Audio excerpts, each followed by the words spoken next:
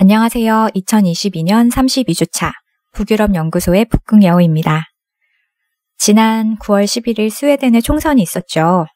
간발의 차이로 이제는 스웨덴에서 두 번째로 큰 정당이 된 구구정당 스웨덴 민주당이 속한 우파 연합이 3인당을 필두로 한 좌파 연합을 이겼습니다. 지난 8년간 스웨덴을 이끌었던 3인당이 물러나고 우파 연합이 내각을 구성하게 됩니다. 아직 협상이 진행 중이긴 한데요. 지금까지의 상황을 정리해 보겠습니다. 지난주 CBS 라디오에서 방송했던 내용인데 PD님께 말씀드리고 여기에 올립니다. 안녕하십니까? 안녕하세요. 나와주셔서 고맙습니다. 반갑습니다. 예, 일단 이번 총선 결과부터 짚어주시면 좋을 것 같습니다.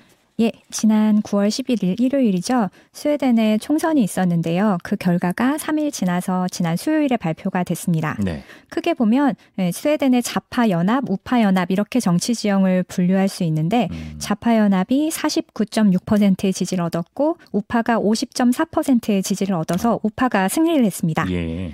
그래서 지난 8년간 스웨덴을 이끌었던 3인당이 30%로 가장 높은 지지를 받았지만 어떻든 50% 이상의 지지를 받은 쪽이 내각을 구성할 수 있기 때문에 3인당은 좌파 정당인 거죠? 좌파 정당입니다. 예.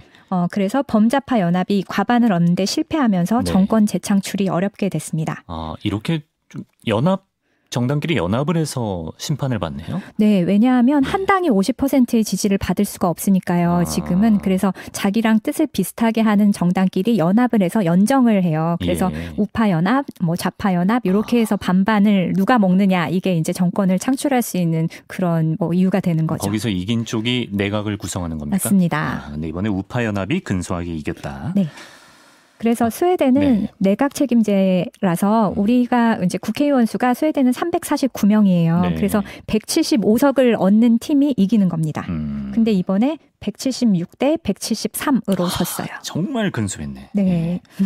자, 특히나 이 좌파 연합, 우파 연합에 속한 정당들의 득표율을 따져봤더니 스웨덴의 극우 정당이 3인당에 이어서 두 번째로 많은 지지를 얻었다. 지금 그래서 이 선거가 세계적인 관심을 받는 것 같아요. 맞습니다. 이렇게 극우 정당은 사실 항상 언저리에만 머물러 있었던 정당이었는데 점점 새를 키워서 이번에는 보수에서 가장 많은 표를 획득한 게 바로 극우 정당이 됐어요.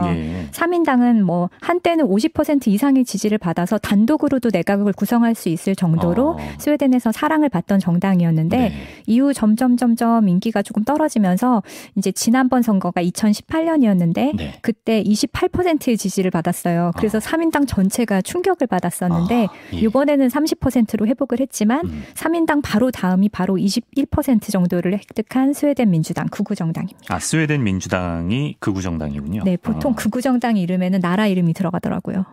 그런가요? 네. 그러네요. 예. 그러면 어떻게 되는 거예요? 이 스웨덴 민주당이 포함된 우파 연합이 이겼으니까. 네.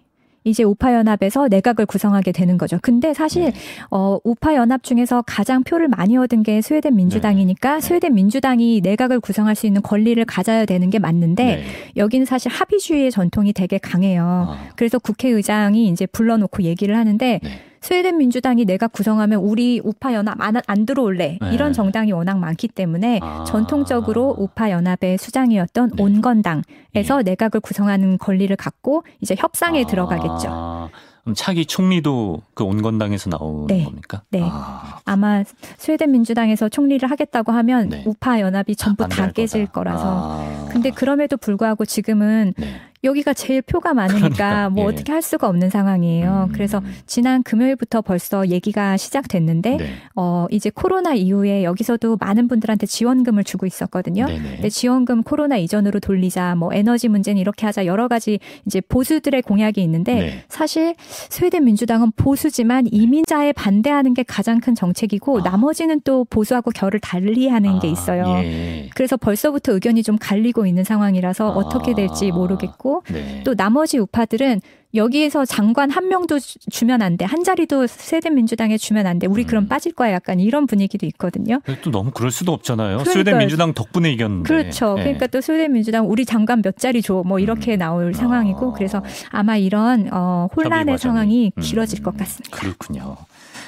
자, 극우 정당 스웨덴 민주당. 아마 생소한 분들이 많이 있으실 것 같은데 어떤 정당인지 소개를 좀 해주시면. 네. 스웨덴 민주당은 1988년에 창당을 했는데 그 뿌리를 스웨덴당이라는 당에 두고 있습니다. 네. 이 스웨덴당은 1960년대에 창당을 했어요. 근데 이때 창당하면서 이 사람들이 내걸었던 모토가 네. 인종주의.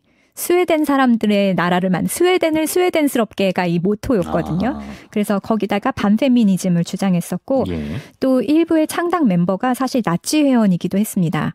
아, 유럽은 또 이런 이력이 있더라고요. 그렇죠. 예. 그렇죠. 그래서 더군다나 스웨덴은 조금 다른 유럽하고는 조금 다른 결이 있는데 네. 왜냐하면 스웨덴은 제2차 세계대전에서 나치에 소극적으로나마 협력을 했어요. 네. 그래서 전쟁의 포화를 피했거든요. 네. 그러니까 스웨덴 안에서는 나치에 대한 반감이 다른 나라에 비해서 그렇게 세진 않았어요.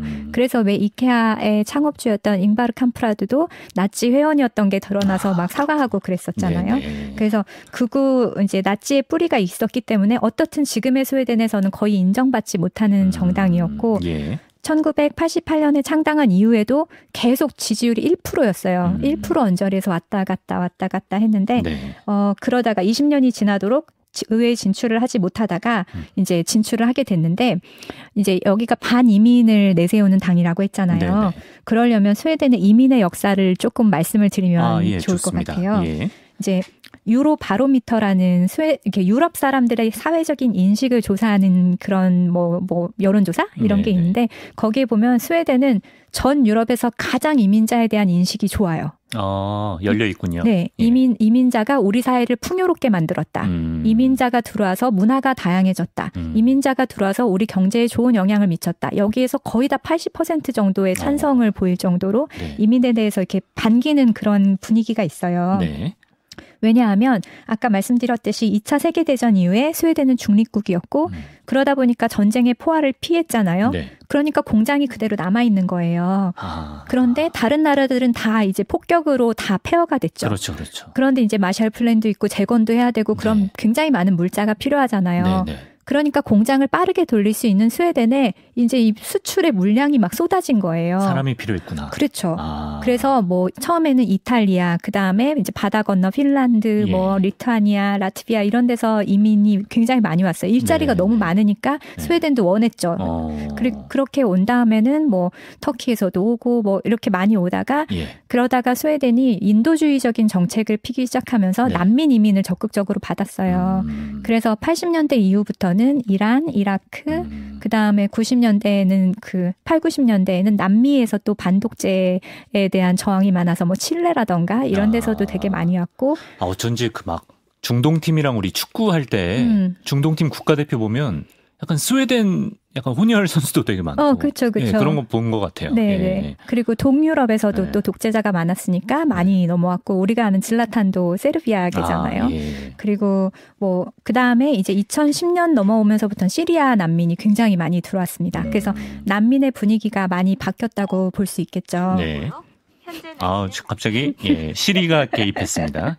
질라탄 얘기하다가 시리가 끼어들었네요. 계속 진행해 주시면. 네, 그래서 이렇다 보니까 스웨덴 사람들은 이민자들한테 고마워하는 마음이 있어요. 우리 경제를 도와주었으니까. 네. 그런데 말씀드렸듯이 이후에 난민 이민 정책을 적극적으로 펴기 시작하면서 이제 어떻게 보면 문화적으로 접점이 조금 없는 이민자들이 들어오게 됐잖아요. 네. 그러니까 이 사람들이 이슬람교라던가 종교가 다르고 이러다 보니까 네. 이 사람들이 노력을 안 한다. 스웨덴 사회에 동화하려는 노력을 안 한다. 그리고 자기들끼리만 모여서 산다. 그리고 우리가 흔히 생각하는 이민자들은 스웨덴 복지만 누리려고 왔지 기여하지 않는다. 네. 이런 이제 분위기가 조금씩 형성이 되기 시작한 거죠. 네. 그래서 이민자가 오면 또 사회에서는 거주지도 제공해야 되고 교육도 일자리도 이렇게 만들어줘야 되는데 네. 사실 준비가 되지 않은 상황에서 2010년부터는 네. 1년에 10만 명씩 받았거든요. 10만 명씩? 네, 그럼 인구의 1%예요.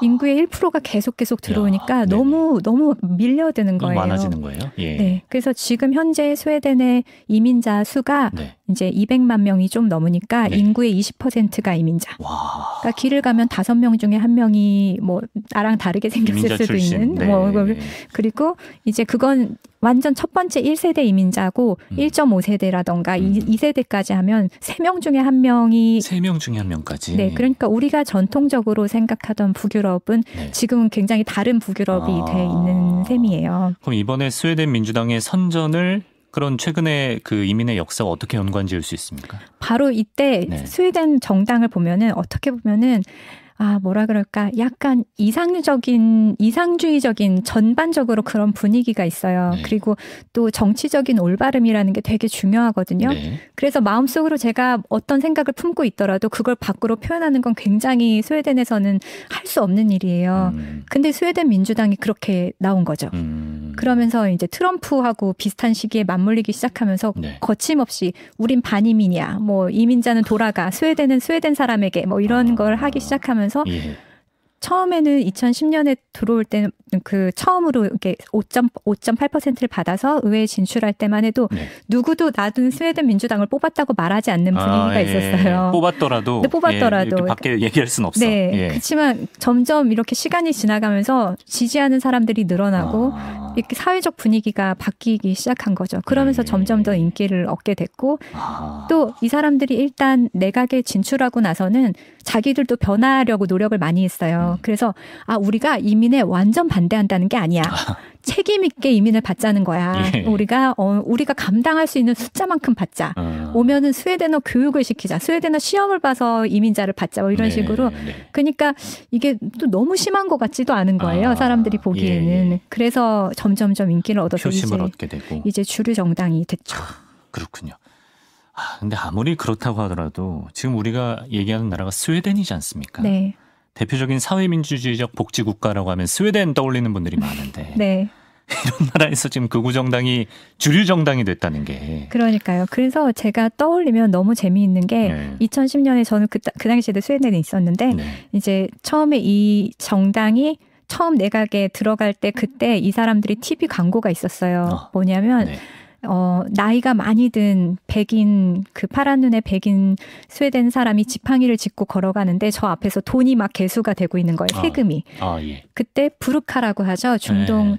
부르카를 입은, 네, 예. 부르카를 입은 여인들이 막 빨리 뛰어가서 그 돈을 다 가져가요. 왠지 무슨 의미인지 딱 아시겠죠? 네, 그럼 네, 마지막에 여러분의 연금이 멈추기 전에 이민을 멈출 수 있습니다. 스웨덴 민주당에 투표하세요. 이런 광고를, 선거 광고를 만들어 왔는데, 네. 근데 너무 웃긴 게 어떤 신문도 어떤 방송사도 이 광고를 받아주지 않았어요. 너무. 네, 이거는 민주주의에 반대하는 광고이기 때문에 상업방송에서도 받아주지 않았고, 심지어 우체국에서 우체부들이 난 이 당의 선거 공보물 배달 안 하겠다. 이렇게 선언을 했을 정도로 아까 왜 약간 전체가 이상주의적인 그런 분위기가 있었다 했잖아요. 그래서 그런 정도로 비호감 정당. 네, 그랬는데 아까 말씀드렸듯이 우리가 거절하는 게 아니야. 거부하는 게 아니야. 이러면서 이 10년 동안 이미지 쇄신을 한 거예요. 주류 정당이 되기 위한 이미지 쇄신을 한 거죠. 제가 듣기로는 최근에 스웨덴에서 약간 이민자 출신에 의한 테러? 네. 이런 것도 있었다고 들었는데 말메에서 얼마 전에도 테러 사건이 있었던 것 같고. 예, 맞습니다. 그런 것도 좀 연관이 있겠군요. 큰 연관이 있죠. 예. 근데 이게 또 어떻게 보면 제가 통계로 보자면 범죄율이 크게 는 건 아니에요. 과거에 비했을 때. 그러나 물론 범죄의 질이 달라진 것은 맞습니다. 예. 총기 사고가 늘었고 조직 범죄가 늘었고 갱단이 늘었고 이거는 확실히 맞아요. 근데 그게 아까 말씀드렸던 것처럼 어쩌면 준비가 덜 된 상황에서 이민을 받아서일 수도 있어요. 그래서 지금은 스웨덴의 어떤 지역에 가면 스웨덴어를 하지 않는 지역도 있어요. 이민자들만 몰려 살게 돼서. 또 원래 있던 지역에 이민자가 몇 퍼센트 이상 들어오면 원래 있던 주민들이 다 이사를 가버린다거나 이렇게 해서 이민자들만 모여 살고 또 어떤 조사를 했는데 모든 똑같은 이력인데 이름이 무하마드. 그리고 또 다른 사람은 프레드릭 이렇게 전형적인 스웨덴 이름과 중동 이름을 했을 때 이 사람은 한 콜을 못 받는 거예요. 면접 보러 오라는 전화를 못 받는 거예요. 그러니까 이 사람 같은 경우에는 나도 똑같이 공부했고 네. 이민 2세 같은 경우는 언어도 완벽하지만 네. 스웨덴 사회가 나를 차별받고. 네, 받아들여주지 않는다고 생각하니까 그래서 한때 이런 사람들이 IS에 가입한다거나 뭐 이런 문제가 사회적인 문제가 대두되기도 했었죠. 그렇군요. 그런 맥락을 좀 자세히 설명해 주셨습니다. 이번 총선에서 가장 중요한 쟁점이 몇 가지 있다면 어떤 걸 꼽을 수 있을까요? 가장 중요한 쟁점이 있다면 네. 일단은 범죄와의 전쟁. 조금 전에 말씀하셨듯이 실제로도 진짜 총기 사고라든지 심지어 얼마 전에 한 1-2주일 전엔 학교에서도 총기 사고가 있었거든요. 그래서 이거에 대해서는 스웨덴 전체가 굉장히 심각하게 받아들이고 있는 상황이고 네. 그리고 또 하나는 뭐 최근에 6월 달에 나토 가입하는 거 있었잖아요. 네, 네. 이건 스웨덴은 우리가 중립국이라고 알고 있었기 때문에 네. 이 정체성을 흔드는 일이었어요. 그래서 그것 때문에도 이제 정당별로 의견이 좀 갈리는 게 있었었고 네, 네. 그다음 또 하나는 스웨덴 하면 떠오르는 사람 아마 지금 현재 스웨덴 사람 중엔 가장 유명한 사람이 질라탄보다요? 네. 누구죠? 그레타 툰베리? 아, 툰베리. 예. 일 것 같아서 그래서 환경 담론이 스웨덴에서 정말 중요한 담론이거든요. 근데 이번에 러시아 우크라이나 전쟁이 있고 나서 네. 에너지 위기가 왔잖아요. 그렇죠. 스웨덴도 EU에 가입해 있기 때문에 네. 에너지 값이 굉장히 많이 올랐어요. 그리고 아시다시피 스웨덴은 겨울이 엄청 길어요.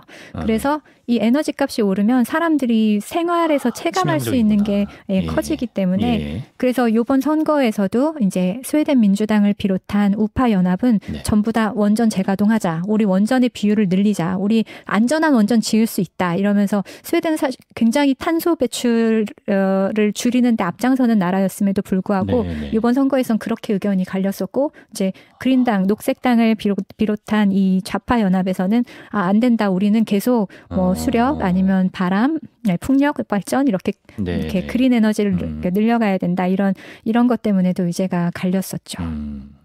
그렇군요.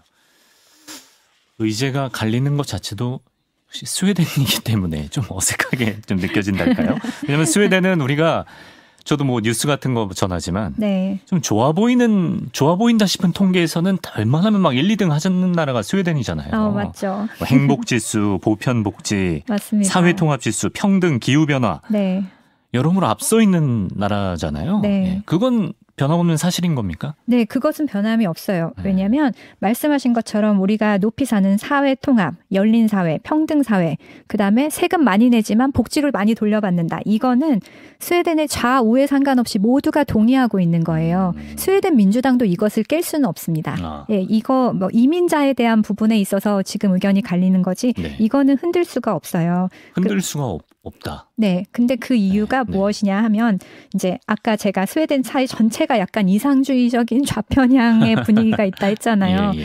그 스웨덴 민주당의 의견을 들어도 어떻게 보면 그 말이 맞는 것 같기도 이렇게 설득이 될 정도로 완전 극우라고 보기는 어려워요. 네. 그래서 이런 이유가 뭘까 이렇게 생각을 해보면 이제 셰리 버만이라는 미국의 정치학자가 있는데 이 사람이 삼인주의에 대한 연구를 굉장히 오래 했어요. 그래서 이 사람이 쓴 책 정치가 우선한다라는 책이 있는데 거기에 보면 스웨덴 3인당의 가장 큰 업적은 장기 집권이 아니라 사람들의 마음속에 3인주의라는 가치를 심은 것이다. 이런 얘기를 해요. 3인주의의 가치를 국민들에게 심었다. 네. 한때 40년도에서 거의 78년도까지인가 76년도까지는 스웨덴의 3인당이 44년을 집권을 하거든요. 44년 연속? 네, 44년 연속. 흔들리지 않고. 예. 근데 그 기간 동안 무엇을 했냐 하면 가장 집중적으로 했던 게 시민교육이었어요.